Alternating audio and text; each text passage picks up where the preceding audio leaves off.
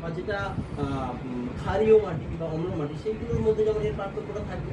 আবার যেটা হয়তো একটু পিএইচ ব্যালেন্সড একটু মাঝামাঝি, সেটারও ক্ষেত্রে আমরা ওই তার পুনরুদ্ধার না করে আমরা কিন্তু চাষ করতে পারবো না। কোনো মাটিতে দেখা যাবে যে সালফার বা কার্বনের জিপসাম এইগুলোর পরিমাণ, আবার কোথাও দেখা যাবে সিএ প্লাস বা এমজি বা এনএ প্লাস, এগুলোর পরিমাণটা অনেক ক্ষেত্রে বেশি থাকে। তো সেক্ষেত্রে আমরা ওই আমলি কথাটা বলো ইএসপি।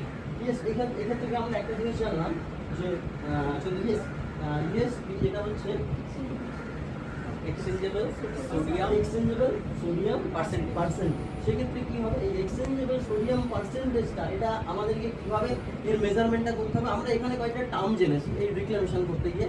সেটা হচ্ছে ইএসপি, যেটা এক্সচেঞ্জেবল সোডিয়াম পার্সেন্টেজ। সেটা কীভাবে আমরা বের করবো, যেটা হচ্ছে বিনিময়যোগ্য সোডিয়াম থাকবে, বিনিময়যোগ্য এন প্লাস। এখানে আমরা কি হচ্ছে মিলি